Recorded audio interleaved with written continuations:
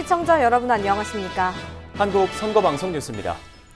중앙선거관리위원회 선거연수원은 유권자들이 정치를 축제처럼 즐길 수 있는 유권자 정치 페스티벌을 지난 2018년부터 매년 개최하고 있습니다.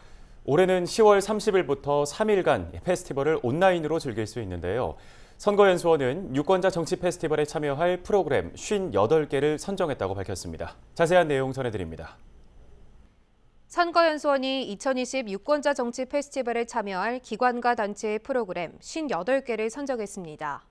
유권자 정치 페스티벌은 민주주의, 주권, 선거정치, 정당발전, 정책선거, 시민교육 등을 주제로 유권자 중심의 건전한 민주정치 발전에 기여하기 위해 마련된 축제의 장으로 정책소통, 학술토론, 경연대회, 전시체험, 문화공연 등 모두 5개 분야로 나눠서 진행되는데요.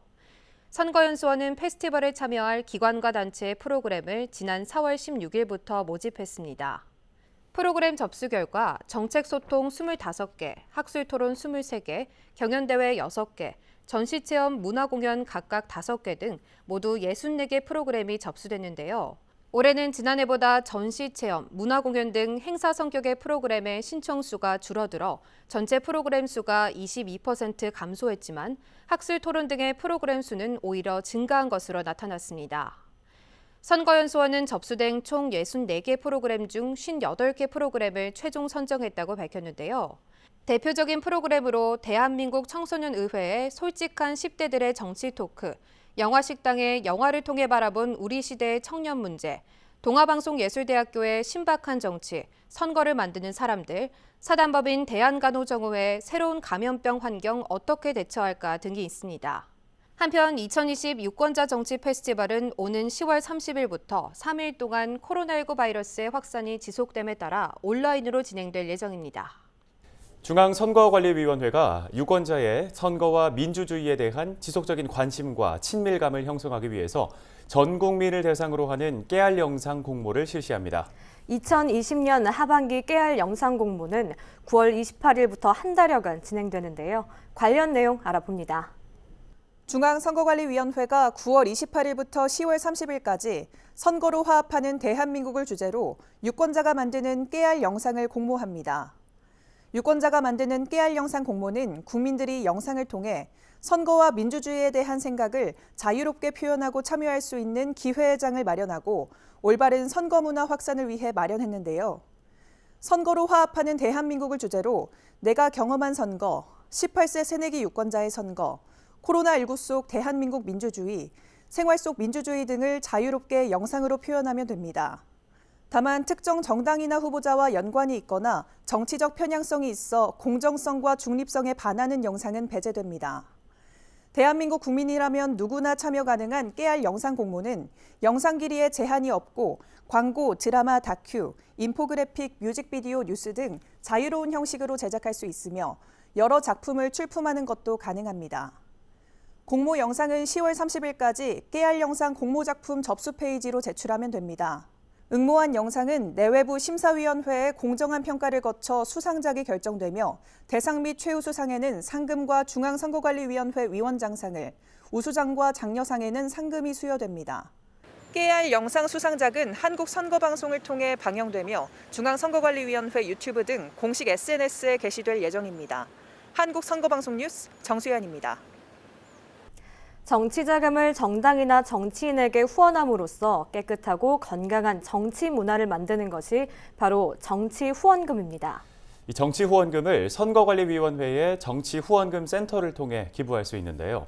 정치 후원금과 정치 후원금 센터와 관련된 내용 자세히 알아봅니다. 정치 후원금은 정치 자금을 정당이나 정치인에게 후원하는 것을 말합니다. 정치인에게는 활동에 필요한 정치 자금을 제공하고 국민들에게 정치 참여의 기회를 주는 정치 후원금은 깨끗한 정치를 위해 반드시 필요한데요. 정치인을 비롯해 모든 정치 활동에는 많은 자금이 소요되는데 그 비용을 정당이나 개인이 모두 조달하기에는 한계가 있고 특정인 또는 특정 계층 등 소수에게 그 비용을 의존하는 경우 불법 자금이 수수되거나 편향된 정치 활동으로 이어질 가능성이 높기 때문입니다. 정치 후원금은 성격에 따라 기탁금과 후원금으로 나뉩니다. 기탁금은 정치자금을 정당에 기부하고자 하는 개인이 정치자금법의 규정에 의하여 선거관리위원회에 기탁하는 금전이나 유가증권, 그 밖의 물건을 말하는데 일정한 요건을 갖춘 정당의 국고보조금 배분율에 따라 지급됩니다. 후원금은 특정한 정당이나 정치인을 후원하고자 하는 개인이 선거관리위원회에 등록된 후원회에 기부하는 금전이나 유가증권 또는 그 밖의 물건을 말합니다. 이 기탁금이나 후원금 모두 정치후원금센터를 통해 기부할 수 있습니다. 정치후원금센터는 기탁금과 후원금의 모금 및 영수증 발급의 편리성을 제고하기 위해 중앙선거관리위원회에서 제작한 정치자금 기부 사이트인데요. 정치후원금센터 홈페이지에서 신용카드, 신용카드 포인트, 네이버페이, 카카오페이, 페이코, 전자결제, 휴대폰 결제 등으로 정치자금을 기부할 수 있습니다. 또 인터넷 뱅킹이나 폰뱅킹을 통한 계좌이체로 직접 기부할 수 있는데 기탁금은 선거관리위원회 계좌로, 후원금은 기부하고자 하는 정치인의 후원의 계좌로 이체하면 됩니다. 한편 정치후원금은 조세특례제한법이 정하는 바에 따라 연말정산에서 혜택을 받을 수 있습니다.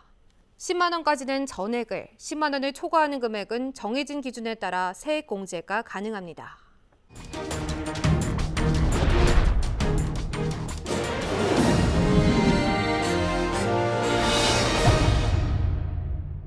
이번에는 이것이 궁금하다입니다. 오늘은 추석 명절 공직선거법에 대해서 정수연 리포터가 자세히 설명해 드립니다. 오늘 이것이 궁금하다의 주제는 추석 명절 공직선거법, 할 수 있는 행위와 할 수 없는 행위입니다. 추석 명절이 되면 정치인들이 거리에 현수막을 걸거나 문자 메시지를 보내 지인들에게 의례적인 명절 인사를 하는 경우를 많이 볼 수 있을 텐데요. 이때에도 공직선거법을 준수해야 합니다. 그래서 오늘은 추석 명절에 할 수 있는 행위와 할 수 없는 행위에 대해 사례를 통해 알아보고자 합니다. 공직선거법은 정당, 기관, 단체, 시설이 민속절에 그 명의를 표시한 간판, 현판, 현수막을 해당 사무소에 게시할 수 있다고 규정하고 있고 추석 등 명절의 의례적인 인사말을 선거구민에게 컴퓨터 및 컴퓨터 이용 기술을 활용한 자동 동보통신의 방법으로 문자 메시지를 전송할 수 있다고 규정하고 있습니다. 이러한 규정에 따라 국회의원이나 지방의회 의원이 추석 명절을 맞아 직과 성명을 밝혀 귀성 환영 현수막을 의원 사무소 외벽에 게시할 수 있습니다. 정당은 명절 현수막을 해당 정당에 당사해 지방자치단체는 선거일 전 180일 전에 지방자치단체장의 직과 성명이 표시된 의례적인 명절 현수막을 지자체 청사의 외벽에 게시할 수 있습니다. 또한 누구든지 의례적 인사말을 음성, 화상, 동영상 등을 포함한 문자 메시지로 전송할 수 있고 카페, 블로그, 인터넷 홈페이지 또는 그 게시판 대화방 등에 선거운동을 포함한 명절 인사에 관한 글이나 동영상을 게시할 수 있으며 트위터, 페이스북, 카카오톡 등으로도 선거운동을 포함한 명절 인사를 전송할 수 있습니다. 지방자치단체의 SNS 및 홈페이지 초기 화면에 해당 지자체장의 의례적인 명절 인사문 또는 동영상을 게시할 수도 있습니다. 국회의원은 연화장 형태의 의정보고서를 발송하거나 재래시장 및 상가를 방문하여 의정보고서를 배부할 수 있습니다. 하지만 당선이나 낙선을 목적으로 문자메시지, 인터넷 홈페이지, 전자우편을 이용하여 후보자가 되려는 사람 및 그 배우자 또는 직계 존비속이나 형제자매에 관하여 허위사실 공표, 비방 등 공직선거법에서 제한, 금지하는 내용을 게시, 전송하거나 퍼나르는 행위, 법 규정을 준수하지 않고 여론조사를 공표하는 행위 등은 할 수 없습니다. 또 후보자가 되려는 사람이 명절 인사를 빙자하여 특정 선거에 출마할 의사를 밝히면서 지지를 부탁하는 등 명시적인 선거운동 내용이 담긴 현수막을 게시하거나 인사장을 발송할 수 없습니다. 이번에는 명절의 선물이나 금품 제공 등과 관련해서 할 수 있는 행위와 할 수 없는 행위를 살펴보겠습니다. 국회의원이 기부 행위 제한 상대방이 아닌 후원인에게 의례적인 명절 선물을 제공하거나 후보자가 되려는 사람이 명절을 앞두고 당원 및 지역 인사들과 함께 지역구 전통시장을 방문하여 시장 상인회에서 제공하는 전통시장 살리기 관련 홍보 어깨띠를 부착하고 전통시장 활성화 홍보 활동을 하는 행위는 할 수 있습니다. 또한 자선 사업을 주관 시행하는 단체가 주최하는 명절맞이 저소득 장애인 위문품 나누기 행사에 정치자금으로 후원금을 기부하거나 종합사회복지관에서 운영하는 벼룩시장 내 명사 코너에 직성명을 공개하여 1인당 한두 개 정도의 물품을 기증하는 행위도 할 수 있습니다. 하지만 국회의원이 의원사무소를 방문하는 선거구민에게 기념품 또는 선물을 제공하거나 비례대표 국회의원, 비례대표 지방의회 의원이 동료 의원이나 소속 정당의 직원에게 명절 선물을 제공하는 행위, 선거구민 또는 선거구민과 연고가 있는 자를 대상으로 귀향 귀경버스를 무료로 제공하거나 대합실 등에서 다과 음료를 제공하는 행위, 관내 경로당과 노인정 등의 명절 인사 명목으로 사과 등 과일 상자를 제공하는 행위 등은 할 수 없습니다. 한편 추석 명절에 정당의 정책 홍보물 배부와 관련해서 정당은 자당의 정책이나 정치적 현안에 대한 입장을 홍보하는 인쇄물을 거리에 배부하거나 현수막 등을 가두에 게시하거나 명절 귀성객들에게 정책 홍보물을 배부하는 행위도 할 수 있습니다. 어떠세요? 추석 명절에 할 수 있는 행위와 할 수 없는 행위에 대해서 이제 자세히 아셨죠? 지금까지 이것이 궁금하다였습니다.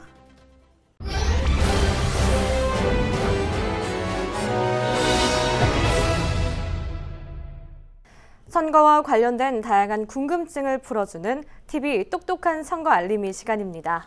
이번 시간은 유형별 불공정 선거 보도 사례에 대해서 알아볼 텐데요. 김서영 리포터가 전해드립니다. 오늘 TV 똑똑한 선거 알림의 키워드는 유형별 불공정 선거 보도 사례입니다. 인터넷의 많은 정보는 언제 어디서나 수많은 사람들이 함께 이용하는 것을 가능하게 해줍니다. 동시에 인터넷에서 급속도로 확산되는 정보들은 제어가 어렵기 때문에 잘못된 정보에 대해 신속하고 적절한 대응이 이루어지지 않으면 큰 피해가 발생하는데요. 특히 정당이나 후보자는 무분별하고 불공정한 인터넷 선거 보도로 인해 치명적인 피해를 입을 수 있습니다.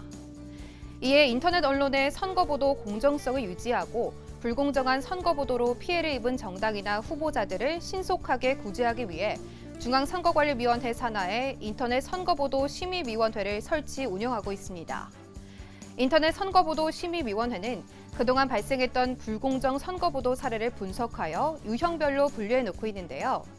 지금부터 불공정 선거보도 유형을 사례별로 살펴보겠습니다. 불공정 인터넷 선거보도의 첫 번째 유형은 공정성 위반입니다. 인터넷 선거보도는 양적인 측면에서 정당이나 후보자 간 형평성이 유지되어야 하며 동시에 질적인 측면에서도 특정 정당이나 후보자에게 유리하거나 불리하지 않아야 합니다. 즉, 불편 부당성이 확보되어야 합니다. 하지만 특정 후보자에 대해서만 국회의원들과 함께한 거리 유세 소식, 기자회견문 및 정책과 비전 등을 다룬 라디오 인터뷰 전문, 활동 사진을 계속적으로 게재하여 집중 부각 보도하는 반면 상대 후보자들에 대해서는 출마 여부를 간단히 언급하는 한두 건의 기사만 게재하는 경우, 예비 후보자로 등록한 현직 국회의원의 공약, 공천 소식, 의정 활동과 치적 등의 보도자료만을 지속적으로 부각하거나 입후보 예정자인 현직 군수에 대한 평가를 정리하면서 객관적인 근거 없이 지나치게 미화된 표현으로 보도하는 것은 공정성에 위반됩니다. 또 특정 후보자에 대한 논설위원회 지지성 칼럼을 게재하고 인터뷰 보도는 경력, 업적 및 선거 공약을 자세히 소개할 수 있도록 질문을 구성하고 후보자의 홍보성 연출 사진을 다량 게재하는 경우, 선거가 임박한 시기에 특정 입후보 예정자 관련 기사를 정당한 사유 없이 언론사 메인 페이지 상단에 지속적으로 게재하여 노출함으로써 유리하거나 불리한 영향을 미치는 경우 또한 공정성에 위반됩니다. 불공정 선거보도의 두 번째 유형은 객관성 위반입니다. 선거보도는 주관적 판단이나 편견이 개입되지 않은 객관적이고 정확한 사실에 근거해 작성돼야 합니다. 따라서 사실을 왜곡하거나 근거 없이 선거 결과를 예측하고 후보자를 비방하는 등의 선거보도는 금지됩니다.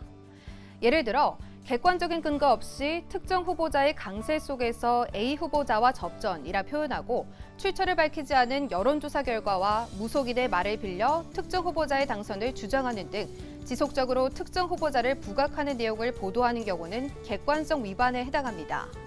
또 한 언론사가 여론조사 결과를 인용하면서 지지율에서 B 후보가 C 후보의 19% 차이로 앞서고 있음에도 불구하고 인물 선호도 조사에서 B 후보와 C 후보가 오차 범위 내 접전이라는 사실을 근거로 B 후보 29.6%, C 후보 23.5% 대세론 무너졌다라는 제목으로 과장 왜곡하여 보도하거나 특정 예비 후보자가 지난 총선에서 3천여 표 차이로 D 후보에 아깝게 패한 바 있다고 보도하였으나 실제로 18,000여 표 차이로 패한 것으로 밝혀지는 등 허위 사실을 보도한 경우 역시 객관성 위반입니다. 불공정 선거 보도의 세 번째 유형은 여론조사 보도 위반인데요. 공직선거법은 과학적 조사 기법에 의해 신뢰성과 객관성이 확보된 여론조사 결과만은 보도하도록 규정하고 있습니다. 따라서 대표성이 없는 표본 선정 등 비과학적으로 실시된 조사 결과의 보도는 금지되고 있으며 표본 오차율 등 공표 요건 제시는 물론 결과 해석에 있어서도 엄밀성이 요구되고 있는데요. 한 신문사가 여론조사 결과를 보도하면서 해당 결과가 표본 오차 범위 내임에도 불구하고 앞섰다, 승리, 1위 등의 단정적인 표현으로 유권자를 오도할 수 있는 보도를 하는 경우 여론조사 결과를 그 조사의 전체 여건과 현저히 다른 여건을 가진 상황에 대해 임의로 적용한 보도, 정당이나 후보자 간 여론조사 결과를 동영상, 그래프, 그림, 표 등을 이용해 그 차이를 과장 또는 축소하여 나타낸 보도, 피조사자가 조사 대상의 전 계층을 대표하지 못하는 등 여론조사의 공정성이나 정확성에 상당한 의심이 있음에도 그 결과를 공표한 보도 역시 여론조사 보도 위반 유형에 해당합니다. 불공정 선거 보도의 네 번째 유형은 시기 제한 등 위반입니다. 공직선거법은 시기에 따라 후보자의 방송 출연을 제한하거나 후보자의 명의가 나타난 칼럼이나 저수를 게재할 수 없도록 하고 있으며 법에서 허용하는 이외의 선거운동 광고를 금지하고 있는데요. 선거 이전 90일부터 후보자 명의가 드러나는 칼럼을 게재할 수 없음에도 불구하고 모 신문이 선거에 출마하는 예비 후보자의 명의가 드러나는 기고문을 게재하는 경우 선거 기간 중 특집 등 기획 보도를 통해 특정 정당이나 후보자를 유리하게 하거나 불리하게 하는 경우도 이 시기 제한 등의 위반에 해당합니다. 한편 인터넷 언론사의 불공정 선거 보도로 인해 정당이나 후보자가 피해를 입었다면 이의 신청이나 반론 보도 청구로 피해를 구제받을 수 있습니다. 인터넷 언론사가 유권자의 판단에 영향을 미칠 수 있는 중요한 사실을 과장, 부각 또는 축소, 은폐하는 등의 왜곡 보도 혹은 허위 사실 보도로 후보자에게 피해를 입혔을 경우 이의 신청을 통한 정정 보도로 구제받을 수 있고 왜곡된 선거 보도로 인하여 피해를 받은 후보자는 보도가 있음을 안 날부터 10일 이내, 기사가 보도된 날부터 30일 이내에 당해 인터넷 언론사에게 반론 보도를 청구할 수 있습니다. 지금까지 TV 똑똑한 선거알림이었습니다.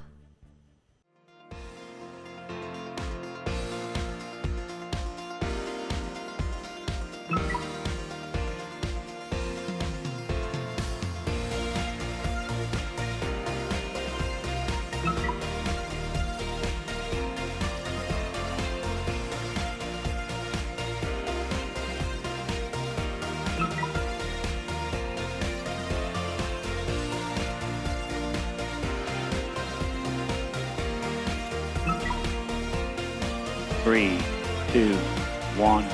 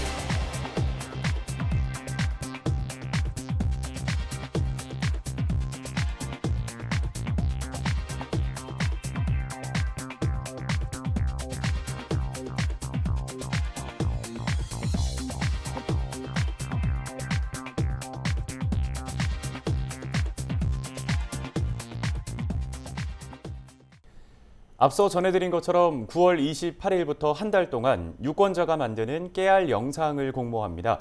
선거로 화합하는 대한민국이라는 주제로 선거와 민주주의에 대한 생각을 자유롭게 영상으로 표현하면 되는데요. 대한민국 국민이라면 누구나 참여할 수 있고 영상 길이나 형식에 제한이 없습니다.